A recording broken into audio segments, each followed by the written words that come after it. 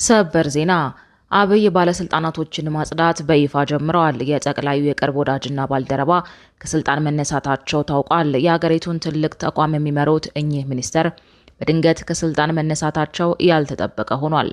ወዲህ ደግሞ የህወሓት ጄኔራሎች ፍጹም ባልተጠበቀ አቅጣጫ ውጊያ ለመክፈት መዘጋጀታቸው ተሰምቷል። መከላከያ ባልተጠበቀ አቅጣጫ ከጀርባ እንመተዋለን ሲሉ አንድ ከፍተኛ የትግራይ ጄኔራል ተደምጠዋል። ከወዲህ ደግሞ ጄኔራሉ ጦሩን አልዋጋም ብሎ ማመጹን በይፋ ተናግረዋል። ይህ አዲስ ፖስት ሚዲያ ነው። የከበረ ሰላምታችን በያላችሁበት ይድረሳችሁ። ለአሁኑ የተደመጡ እናንተን የሚመጥኑ መረጃዎችን አጠናክረን መተናል። አስቀድማችሁ ቪዲዮውን ላይክና ሼር በማድረግ አብራችሁ እንድትቆዩ ግብዣችን ነው። ዋና ዋናዎቹን እናስቀድም። ባለስልጣናት የማጽዳት ስራው በብልጽግና ቤት በይፋ ተጀምሯል። አብይ ክረምቱን አመራሮቻቸውን በማጽዳት እንደሚያሳልፉ መናገራቸው ይታወሳል። ይህንን ስራቸውን መጀመራቸውን የሚያረጋግጥ ዜና ዛሬ ተሰምቷል። የሀገሪቱን ትልቅ ተቋም የሚመሩ አንድ ከፍተኛ ሚኒስትር ከስልጣን መነሳታቸው ተረጋግጧል። ለአብይ የቅርብ ሰውና የረጅም ዘመን ባልደረባ የነበሩ እኚህ ሚኒስትር ባልተጠበቀ ሁኔታ ከስልጣን መነሳታቸው መነጋገሪያ ሆኗል። ትሰሙታላችሁ።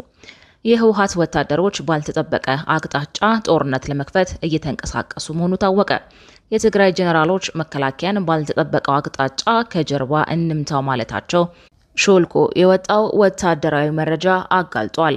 ህወሓት በዚህ ባልተጠበቀ አቅጣጫ ውጊያ ለመክፈት እጅግ በጣም ከፍተኛ ቁጥር ያለው ኃይሉን ወደ አካባቢው ማንቀሳቀሱ ተሰምቷል። ታደምጡታላችሁ።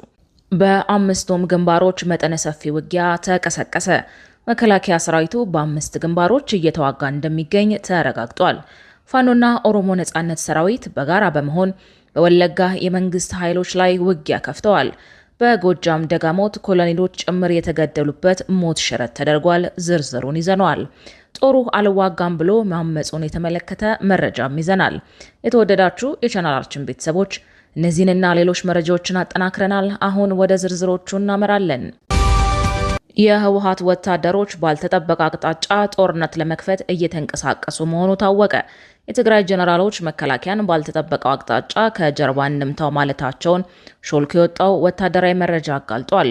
ህወሓት በዚህ ባልተጠበቀ አቅጣጫ ውጊያ ለመክፈት እጅግ በጣም ከፍተኛ ቁጥር ያለው ኃይሉን ወደ አካባቢው ማንቀሳቀሱ ተሰምቷል።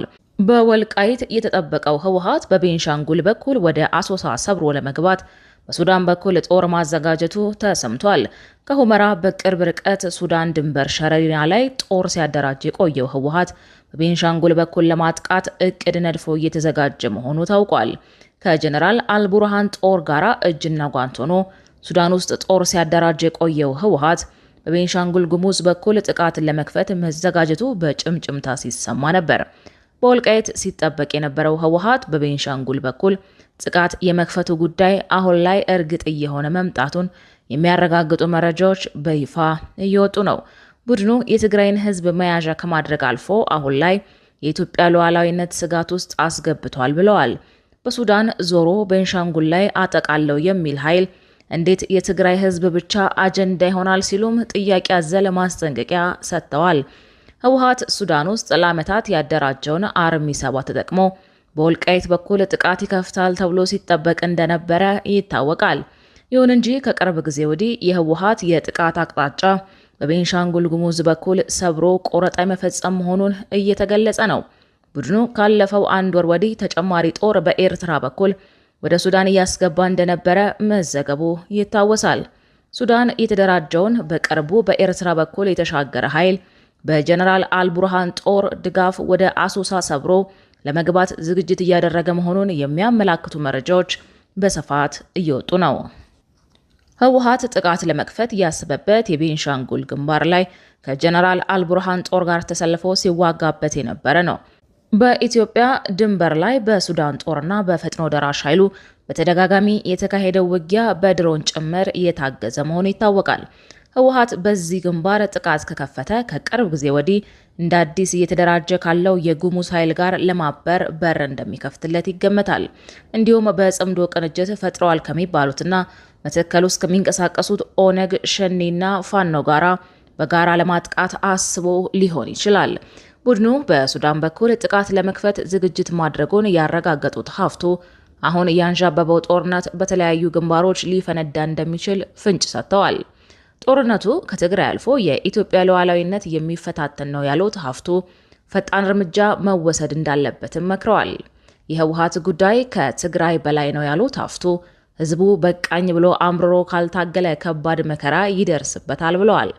የትግራይ ህዝብ ይህንን ስርዓት የመቀየር ትግል አካል ካልሆነ ትግራይ ትጠፋለች ሲሉም ፖለቲከኛው አስጠንቅቀዋል። ቀጣይ መረጃችን በአምስቱም ግንባሮች መጠነ ሰፊ ውጊያ ተቀሰቀሰ። መከላከያ ሰራዊቱ በአምስት ግንባሮች እየተዋጋ እንደሚገኝ ተረጋግጧል።